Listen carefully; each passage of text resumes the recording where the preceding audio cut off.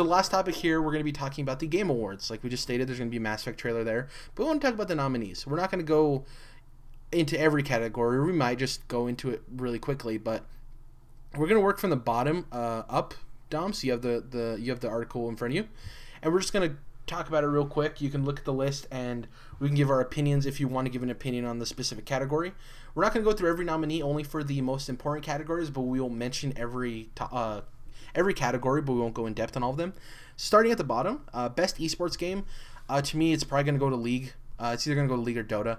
Counter-Strike's cool. Overwatch, I love Overwatch. You guys have heard me say that, but League always dominates, and Dota 2 always dominates. If the Overwatch League had launched this year, then maybe they had a chance, but I really think it's a League or Dota thing. You're not too much into esports, so I doubt you have anything to say, Dom. Yeah. We're Splatoon, damn it. Best esports team. I don't follow the League, so the only team I know is Cloud9. So there's that. Hopefully they win. Best esports player. I don't know any of these players, so we'll move on from that. I'll say there is one common thing from a lot of their names, though. They're Korean, because Koreans dominate esports. Yeah, exactly. I mean, their national sport was StarCraft. That's insane to me. That's awesome. Yeah. God bless them. Best fan creation. So these are fan-created mods or fan films or stuff like that. I know 3 of them. I don't know one of them. So Project A2MR, I don't know what that is or what that's from. Pokemon Uranium was a fan-made Pokemon game that I actually downloaded. I still have, but they made them remove it. It looked really interesting. A lot of people loved it.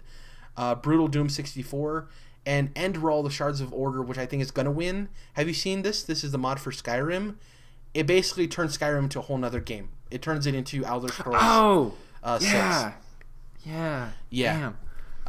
That's I assume that's going to win. It's going to be that or Pokemon Uranium, but with Switch being so close, I'm pretty sure Nintendo's like, please don't give it to a game that's not Sun and Moon. Please don't give an award to a game that's not Sun and Moon. So, Trendy Gamer. So I'm familiar with 3 of these people. Angry Joe Show. I know who he is, but I'm not a supporter or follower or anything. Have you seen any of his videos? Yeah, he's definitely not my type of personality. I'll just put that. Boogie. He's a love-or-hate. Exactly. Boogie is awesome. Everyone loves Boogie. Daniel Dwyer is who my personal vote is for, just because of No Clip, and I think the direction he's taking video game documentaries is bar none to anything else. Yeah, I'm with you. Yeah, Jacksepticeye guy who's a personality on YouTube. He always has like different colored hair. Seems like a really nice guy. He has a fan base to win. He has millions of followers. I think he was a Minecraft YouTuber, which he has millions of followers just off of that. And Lyric is a Twitch streamer that I think he's known for not having a webcam, which is weird because he's so successful and he doesn't even show his face, which is hard for Twitch. It's like making YouTube videos and never showing your face either, but I guess you can do that with games. But it's just weird for Twitch where it's so interactive and you're used to seeing people with the green screens behind them and stuff, So, yeah, my personal vote and Dom's, I think, too, our controlled interest vote is for Daniel Dwyer, so hopefully he wins. Now, we're getting into the nitty-gritty here. We can go through these real quick. Most anticipated game: God of War, Horizon Zero Dawn, Mass Effect Andromeda, Red Dead Redemption 2, and Breath of the Wild. My personal pick is Andromeda. Dom's personal pick is Breath of the Wild. I think the game that's going to win is either going to probably Red Dead 2. It's probably going to be Red Dead 2, which is funny because only 3 of these 5 games are actually slated for next. Oh no, yeah, 3 of them, 4 of them are slated for next year. I don't know why God of War is on this list. They never said it was 2017. Well, the title isn't most anticipated game of 2017. It's just most anticipated game. So yeah, but you could put Death Stranding on there. Exactly. And it would still semantically be correct. But what do you think is going to win? Do you think it's going to be Red Dead 2? Because I would want Andromeda to win, but I think it's going to be Red Dead 2. Just the fervor around that. Either one. It's hard to say. One of them. Yeah. Probably Red Dead, but it's farther away, so it's hard to say. I don't know. I think the lowest chance is Horizon Zero Dawn. Not that game's not anticipated, but it's the least known property out of all of these. God of War is huge, Mass Effect's huge, Red Dead's huge, Zelda's huge. It's the new. Yeah, but that also is that's a huge part of the appeal. That's true. I think God of War is a bigger stretch because first of all, like you mentioned, who knows when the hell we're even gonna get it? We haven't really seen anything. Yeah, but yeah. Best multiplayer: Battlefield 1, Gears 4, Overcooked, Overwatch, Titanfall 2, Rainbow Six Siege. This is Overwatch's. I think you're right. It's nice that Overcooked's in there. It's nice that Battlefield's in there and Gears and Titanfall 2. Weird that Call of Duty is in this list. It's really weird. But I guess people really don't like the. I was telling you, Infinite Warfare, and you can't put Modern Warfare on here because it's not a new game technically. You know what? You're right, because a lot of people love Infinite Warfare's campaign, but I haven't heard anything near the same about the multiplayer, so this makes sense. Yeah, it's Overwatch. It would be cute if Overcooked got it, but it's Overwatch's category. Best sports racing. It's either going to be, I'm assuming, either FIFA or NBA 2K17. There's also MLB The Show, which is only on one platform, so I don't think that's going to win. Forza Horizon 3, the same problem. Pro Evo Soccer is a solid game, but no one talks about it. 2K17 NBA is a solid game every year, and FIFA is too. If I was a betting man, I'd put my money on NBA. That's me personally. Probably. Best family game: Dragon Quest Builders, Lego Star Wars, Pokemon Go, Ratchet and Clank Skylanders. I would like it to be Ratchet and Clank, but it's probably gonna be the Lego Star Wars game, I'd assume. I was gonna say that's probably that one had the biggest impact. Best strategy game. Looking at the list, Banner Saga 2 is a solid game. Total War Warhammer never played. XCOM 2 never played. Fire Emblem Fates is solid. It's going to be Civ 6. You think about the people voting. Those other games are good, but it's Civ 6. Like, we rarely get new Civ games, you know? That's just a damn good list, though. All of those are... Yeah. The only one I'm not familiar with is Total War. XCOM 2 is a solid game from what I've heard. Banner Saga 2, obviously. Fire Emblem Fates and Civ 6. That's a loaded category. Best fighting game... Killer Instinct is still around. Props to Xbox for having them constantly be out. King of Fighters 14, Street Fighter 5, which has gotten mixed reviews, and Pokken Tournament. I think it's going to be Pokken Tournament. It's going to be interesting whether the vote goes towards the competitive nature of it or the popularity nature of it. I think Pokken Tournament's probably in the hearts of a lot of people. And like Street Fighter 5 would normally be, of course it's going to win, but there's been a lot of mixed feelings about that game, the way the content was distributed. I don't know. This is an interesting category, and I don't... Jordan's going to hate me, but I don't think that The Witcher 3 Wild Hunt Blood and Wine should be on here for technicality reasons. Yeah. It's a huge DLC, and it's as big or bigger than a lot of games, but it is a DLC. But Dark Souls 3, Deus Ex Mankind Divided, The Witcher 3 Wild Hunt Blood and Wine, World of Warcraft Legion, Xenoblade Chronicles X. World of Warcraft Legion, that's so out of my wheelhouse that I don't even, like... People liked it, but it's like... I don't know how much World of Warcraft stands up nowadays. I would say it's going to be between... It's probably going to be Blood and Wine. I think Dark Souls 3 deserves to be there, but it's getting snuffed in a lot of things, and it's just overlooked. It's one of those... it's Dark Souls 3. It's like, they don't really talk about it. It's kind of like what happens with Uncharted 4 in a lot of talks of, like, it's just more Uncharted. And then people who actually know the Uncharted series are like, well, it's a better Uncharted. It does everything better than any of the other games. And people are like, oh, it's just another Uncharted. I think the same thing with Dark Souls 3. It's like, it's just another Dark Souls game, you know? So, sorry about my weird voice. Haters. There. Exactly. Best action-adventure game. Dishonored 2, Uncharted 4, Ratchet & Clank, Hyper Light Drifter, Hitman. It's Uncharted 4. Now, slow down. Dishonored 2, I'm hoping that the people who made these... nominations have actually played that game, since this list came out a couple days ago, right? So the game was hardly even out yet. I don't know. Yeah. Just throwing that out there. Yeah, it's going to be Uncharted 4, though. Yeah. It's cool that Hyper Light Drifter's on that list. Hitman, a lot of us, including myself, were skeptical about the episodic thing, and it killed it for him. So, yeah, I think it's Uncharted 4's category, obviously. Best action game, Battlefield 1, Doom, Gears 4, Overwatch, Titanfall 2. I think this is a close battle race between Overwatch and Gears of 4, in my opinion. Doom, solid, great game. One of the best games I played this year. Don't think it'll make that list. Battlefield 1, I don't think it'll get the votes it deserves, though the vignettes for the stories are cool. Titanfall 2, like I said, it's a good game. I don't think it's a great game by any means in any category. Overwatch is huge. It's a well-made game. It's probably one of the most well-made games of the year. And Gears of War 4 is a solid game, too. So, what do you think? Do you think it's between Overwatch and Gears? I think it's between Doom and Overwatch, and I'm going to go with Doom. Okay. Yeah, Doom is a solid game. People loved it. Like, people were clamoring and getting on their knees for that game. Yeah, and when I think Overwatch, I don't think best action game. I think best shooter. Yeah, when I think of Doom, I think of even though it is a shooter, is a lot of action. Best VR game. This is interesting. Thumper, which gets super high praise. I don't even know what the game looks like, to be honest with you. Res Infinite, Job Simulator, which a lot of people love, Eve Valkyrie, and Batman Arkham VR. It's probably going to go to Thumper or Batman just from the conjecture I've heard, but a lot of people love Job Simulator as well. I haven't heard too much talk on Eve Valkyrie and Res Infinite from the general populace. I think more hardcore VR gamers like those games, but I don't know, you know. So, we'll see. We're not familiar with PSVR too much. Best mobile handheld. Obviously, this is coming out before Pokemon Sun and Moon, so it got snuffed. I'm just going to throw that out there. But it's Clash Royale, Fire Emblem Fates, Monster Hunter Generations, Pokemon Go, and Severed. Pokemon Go is big for like a month and a half. Monster Hunter Generations is always solid, but I don't think it has the mind share. Clash Royale, please no, not a cell phone game.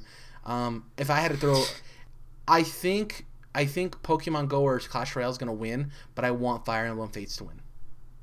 I think I'm with you. Fire Emblem should win. I mean, by our judgment as people who don't like phone games, but yeah, you're right. I think it might be Pokemon Go. Yeah. So best indie game: The Witness, Stardew Valley, Inside, Hyperlight Drifter, and Firewatch. Obviously, good list. Yeah, right off the bat, Firewatch is not going to win. I personally like that game, but a lot of people didn't. So yeah, I really don't think that's going to win by any means. Hyperlight Drifter solid. I think it's a race between Inside, Stardew Valley, and The Witness. I personally would pick Inside, but I never played Stardew Valley or The Witness, and those games are games I think I would love. I just never got around to playing. So yeah, I think Inside will take it. I didn't play any of these games, so. Stardew Valley, the reason people love that game is because Nintendo hasn't delivered a solid Harvest Moon in a while, and people wanted to play Harvest Moon. So Stardew Valley delivered. That's pretty much how it is. Games for Impact, the only game I recognize on this list is That Dragon Cancer, and that game is very powerful. It's about a guy, he made this game himself, and his kid got cancer, and it's his journey through that. Very sad, very emotional, very well-made game. So for me personally, I hope that game wins just because it has such emotional resonance. So I wasn't laughing at no, I know. the fact that you said a game was. I was going up to the next category, and I laughed at some of the nominations. Best performance: Alex Hernandez as Lincoln Clay in Mafia 3, Sissy Jones as Delilah in Firewatch, Emily Rose as Elena in Uncharted 4, Nolan North as Nathan Drake, Rich Summer as Henry, and Troy Baker as Sam Drake. Three Uncharted things. That's what I was laughing at. I personally didn't play Uncharted, but I watched the whole playthrough of it, so I'm kind of familiar with the game. I love Troy Baker, but I don't think Sam was a big enough part in that game to. I wouldn't put him as best performance. Same thing with Elena. I think Nolan North's pretty much the only one from Uncharted 4 that has a standout performance. If I had to give it to somebody, though, I personally would give it to Sissy Jones, Delilah from Firewatch. I don't think Henry is that interesting of a character from Firewatch, but Delilah certainly was. Delilah is what captivated me in that game. So personally, I think it's between Sissy Jones and Nolan North. I really think it's either going to be between Nolan North and Alex Hernandez, though, because people did love his portrayal of Lincoln Clay. Whether the game ran or not, people loved his performance as, a black protagonist in that time period. So I've only played Uncharted out of the games on this list, so obviously I'm going to say Nolan North, but I will point out it's hard to separate writing from a voice performance, right? So you said that character for Delilah was interesting. Was that because of the way she was written, or was it her? It's hard to separate that. Yeah, true. But. Best music sound design: Battlefield 1, Doom, Inside, Res Infinite, and Thumper. As far as pure music and sound, Doom's soundtrack kicked ass. So I want. That was Doom to awesome. Win. Yeah, personally, I want. Man, Doom to win.